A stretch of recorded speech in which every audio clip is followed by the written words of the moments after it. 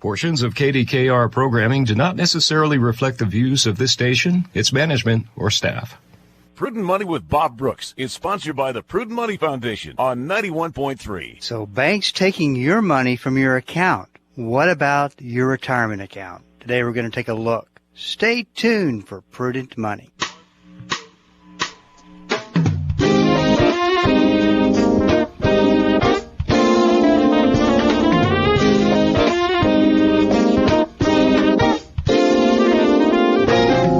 Good afternoon and welcome to the Prudent Money Radio Show. I'm your host, Bob Brooks. Thank you so much for joining me today. You know I do appreciate it. Well, if you got a question for me, there are two ways to submit a question, and one we just added out of those two ways. The first one is the one that you know of, the question and answer. All you have to do is go to prudentmoney.com, tap the link at the top of the page, and that will take you right to the Q&A and send me a question.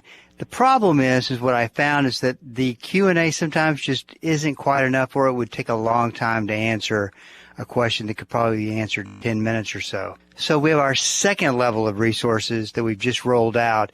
That's where you can go online, schedule a block of time, usually no longer than 30 minutes. There's no cost to this or anything like that. And once you schedule that block, we can talk over the phone. I can help you with whatever your issue is, and we can go from there. And I got to tell you, I feel real led to do this. There is one of the biggest problems we have today is there's just no resources for people to go get information and people to get advice. So, not a lot each week, but I have opened up some time, and if some time comes open other than the intended time, I'll open that up as well.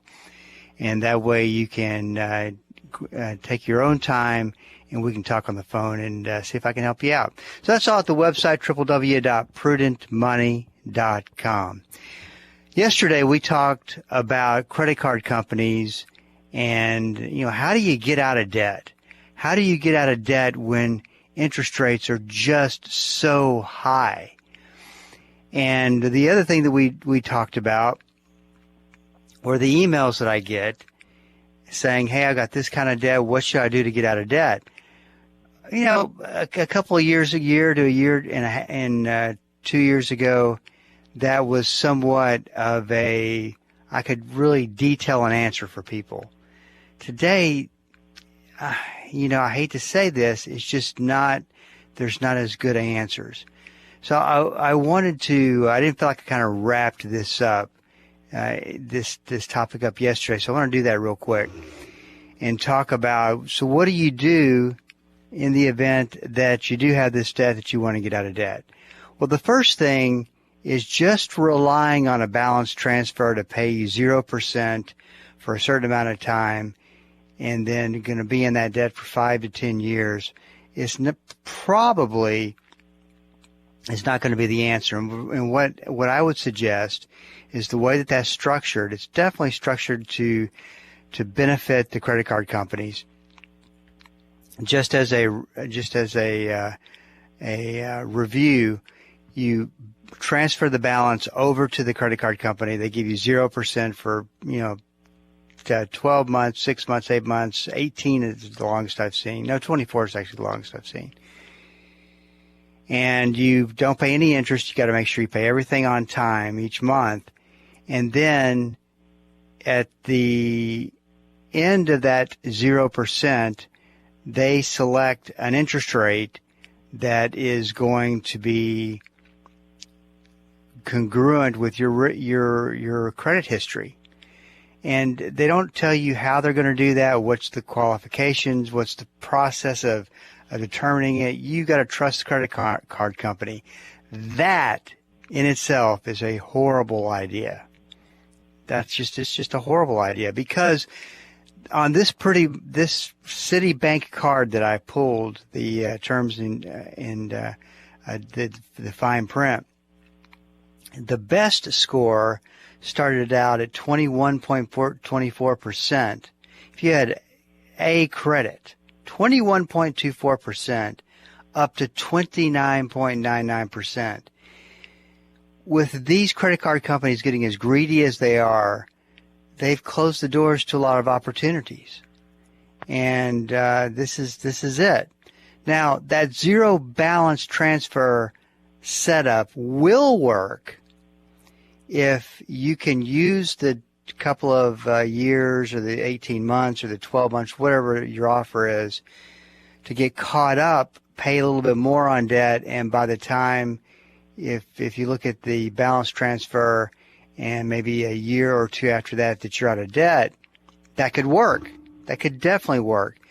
And maybe in a year from now, what I'm seeing with balance transfers is that they're just not as common. Credit card companies are just not as anxious to add on credit card debt. And the ones that are anxious to add on credit card debt, they want it at high interest rates. I want to stress to you, credit card companies are not there to be your friend. I talk about this in Deceptive Money a lot. They're out there to make money. And once again, the greed factor that goes along with this industry is just unbelievable when I take a look at what most people don't even know what they're signing up for. And I just think it's unsustainable. I think people who have done their best to rearrange debt could get a bigger percentage than these banks think, could get to a position that they go, I'm going to have to default on my credit card. I can't pay 29.99%. It's ridiculous. Absolutely ridiculous for a credit card company to assume that a credit card customer can pay 29.9%. And I was talking to somebody about this the other day, and I said, boy, it'd be a great time for the politicians to step in and say, no more, or we're going to let this happen. Ladies and gentlemen, it is a joke what these politicians are not doing. Because credit card companies, banks, they're big-time buddies of politicians, paying in lots of money for campaigns. That's not going to change. It's a shame. It really is an all-out shame that, but that's politics. That's the way of the world. And that's why, to me, the goal should be, okay, I'm going to stop playing around with this debt. I'm going to get serious about this debt. I'm going to, if I have to work an extra job for a year or two, do some extra hours, I'm going to do it. I'm going to get rid of this debt once and for all. I'm going to use whatever advantages I can, whatever benefits that are possible, whatever the strategies might work, whatever it takes. I'm done with credit cards and going to pay this credit card off. I think that you've got to get to that level of commitment and determination to make it work and to come out on top. A couple of strategies that you can utilize, and these are a little bit difficult to explain on the radio, but I'm going to do my best. And if you've got any follow-up questions, please shoot me an email. If you took 5 of your debts, and let's say that those 5 debts are costing you $1,000 a month, and you figure out of those 5 debts which are what their interest rates are they're charging, and you rank them from 1 to 5, highest to lowest interest rate. So you're paying along, you pay one of those debts off, and then what you're supposed to do at that point is take the money that you were paying to pay that monthly debt bill and add that to the highest interest rate credit card. So let's say that you're paying 15% on this one credit card and you pay it off. Now that the $250 you were paying towards that would go to the credit card that's got the highest rate, which is 28%. And you commit to paying that $1,000, even though you're paying debts off, you commit to paying that $1,000 until you are at the last debt. You paid off 3 of the 4 debts you've paid off. And then at the very last, you're paying that one big interest rate card, and all of your $1,000 is going towards it. And then you get that paid off and you're out of debt. That, given the circumstances, is, in my opinion, the best way to go about doing that. And probably what I'll do is write a blog and put an article on the website about this, so that you can find a way to go get information. In fact, I tell you what, I will definitely do that, probably at sometime this week. So be on the lookout for that. But it's a shame that credit card debt has gotten to this point, and it's a bigger shame that this is going to drive a lot of people, I think a lot more than these credit card companies think, to default. I think that's where we are in this ongoing debt cycle that we're in. And there just comes a point to where you just can't pay. And I'm not by any stretch encouraging that, because I don't think that's the best thing for you. I think that the bottom line is to stay current. Stay current with your payments, even if you're not paying a whole lot towards the principal. It's so very important to stay current with your payments and with your account, because once that ends up happening, once you end up going into default, missing payments, that kind of thing, it goes straight downhill from there. And we won't talk about this today, but I will bring it up in a future program. These debt consolidation companies, stay away from them unless they're a legit one, and I have yet to see a legit one. And I'm happy to look at your contract that you've signed if you've actually signed up with one of those. But they give the most irresponsible advice, which is to let your debts go. Let your debts go into default. It's almost criminal that they're giving that kind of advice. So if you are in one of those programs, you want me to look it over, I'm happy to do so. It's good research for the radio show, and I can share with other listeners. Hey, this is Bob Brooks. We're up against a break. Stick around, because on the other side of the break, we're going to be talking about retirement accounts. Stay tuned. The Word for Today is excited to announce the new official online home for the ministry of Pastor Chuck Smith and Kay Smith, PastorChuck.org. At PastorChuck.org, you'll have instant access to thousands of hours of verse-by-verse teaching by Pastor Chuck Smith from Genesis through Revelation, and full access to special messages on subjects such as prophecy and much, much more. Also at PastorChuck.org, a full library of great teachings by Kay Smith, and a section where you can read some of Pastor Chuck's books online, all free of charge. So visit the new official online home of the Word for Today and the ministry of Pastor Chuck and Kay Smith, PastorChuck.org. Hi, I'm Jill Taylor, inviting you to join me each Saturday morning at 11 o'clock for Choose Life Radio. You'll hear people from across America sharing their stories of faith, forgiveness, redemption, and restoration. Choose Life Radio will encourage you to fully appreciate the gift of life. You may also find help for you or a friend in need. So please join me Saturday mornings at 11 o'clock right here on Bible School Radio 91.3. When Stephen was dragged in front of the Sanhedrin, he responded with a powerful indictment against them, and they were enraged. Well, Thursday on Focal Point, Pastor Mike Fabarez explains why we need to share the diagnosis and remedy for sin, no matter what it costs, in hope that some will accept the truth. Hear a powerful message coming up Thursday on Focal Point.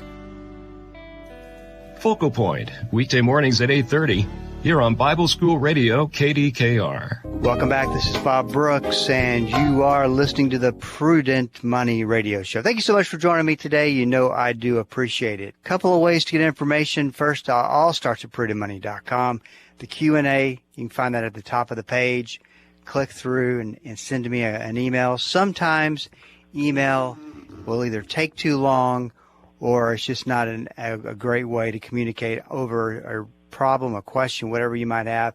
I've opened up times that you can schedule online, and they're maximum blocks of 30 minutes.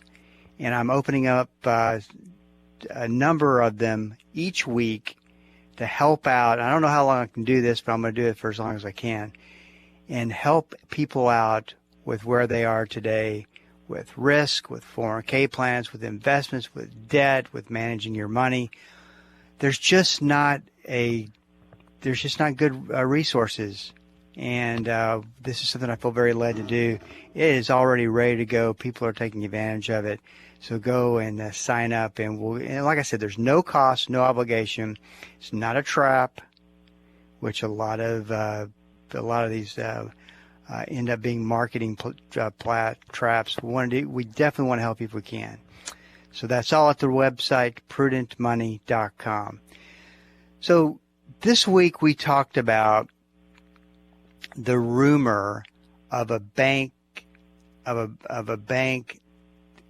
legally taking money out of your account to survive, which is called a bail-in.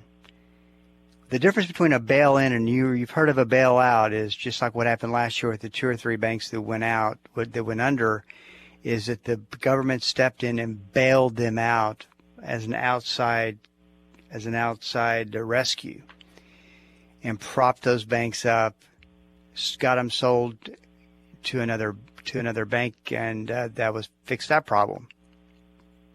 A bail-in is where supposedly the bank takes your money and saves the bank.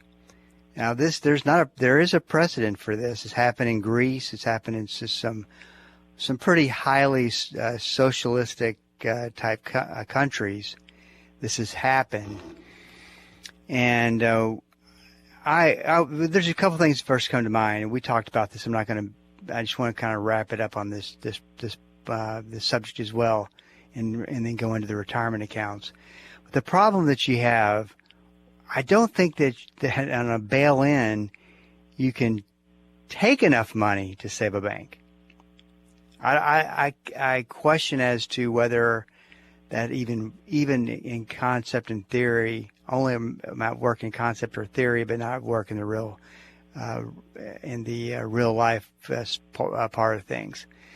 So and the other thing too, and I'm almost 99.9% certain, if this country said Wells Fargo is going to do a bail-in, they're going to take bank accounts or a portion of bank accounts to save the bank, I'm almost 99% positive our entire financial system would collapse, because banking runs everything, and we are so tied to banking.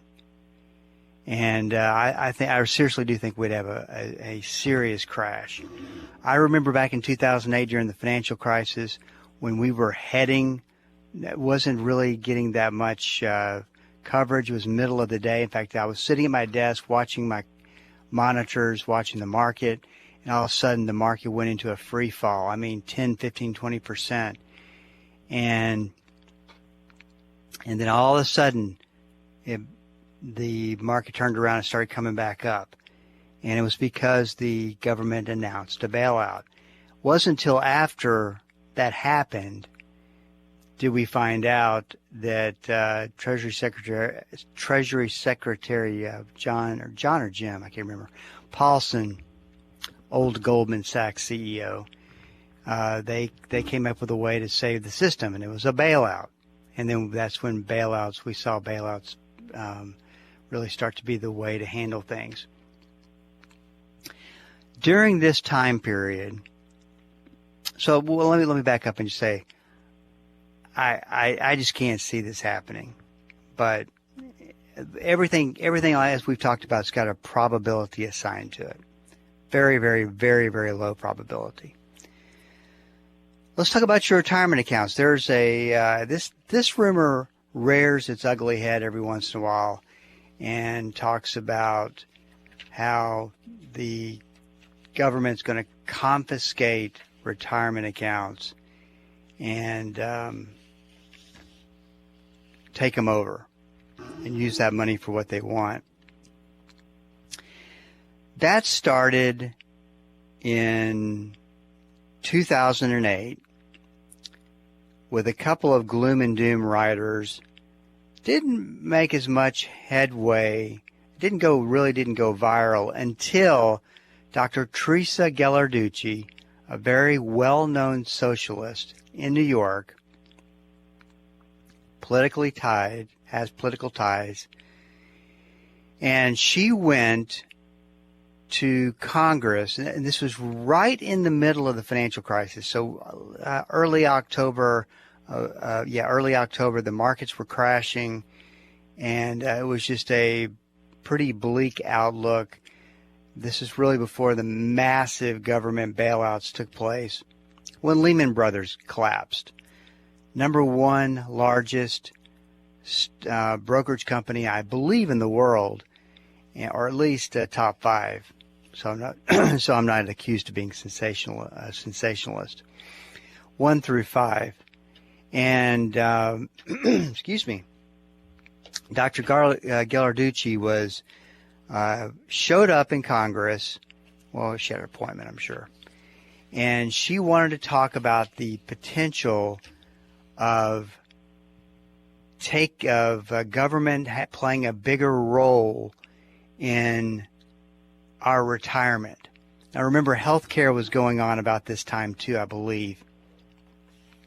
So we kind of got onto this track of the government taking over everything, and especially retirement accounts, because they know better than we do on how to retire. I want to get started on that. So at any rate, she goes and has this meeting with literally 6 to 8 or so senators, talking about her socialistic ideas and how the government should get more involved and provide another stream of income, which we'd call Social Security number 2, and then tie our 401ks and retirement plans up into this system. Not a great idea. But with the internet got a whole, social media as advanced as it was in 2008, still got a hold of this story, and it went viral. So it went from a discussion on Social Security to ways the government could take over and help out in retirement, because we're heading towards a retirement catastrophe, and just spiraled out of control. In fact, it even got so out of control, and the rumor was they're plotting to take our retirement accounts. It got so out of control. I can't remember the publication, but the title of the article was Dr. Teresa Ghilarducci, the most dangerous woman in Wall Street, talking about trying to promote her plans to take over the retirement system. I actually, 2010, 2011, had the opportunity to have Dr. Ghilarducci on my program, which was this is a person that we have nothing, and we don't agree on anything at the same time. I mean, as far as how you handle money and capitalism versus socialism or anything like that, nothing in common. But what a genuinely nice person she was. And if we have disagreements on how we all look at things, I just like nice people. Very pleasant, very nice. So we were able to have a very good, constructive conversation. My objective when I bring a guest on is total respect, not there to try to make them wrong. Remember, it's all an opinion. And I think debates and arguments, that's for other shows. So it wasn't anything like that. And I asked her point blank, I said, when you had that meeting in Congress, at any time did you ever utter the word confiscate? Confiscate. There we go. And she said no, and that idea was never on the table. So this gives you, and from something that never even happened, a rumor was born and just took off. And of course, once again, we talked about this the other day. It's believable. That's the problem, is that these rumors they're not so much about the rumor. They're more about, this could really happen. This situation could turn ugly and become a government takeover. So even though President Obama was really behind this type of deal, he couldn't, even with all of his power and his influence, could not even remotely get this whole idea of Social Security 2 up. But they have made headway of getting some annuity plans and 401k plans. But that's about it.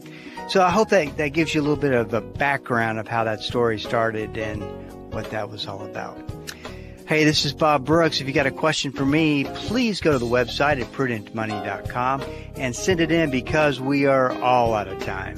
Till we meet again next time. Keep the faith and have a great rest of the day. That's all the time we have for today.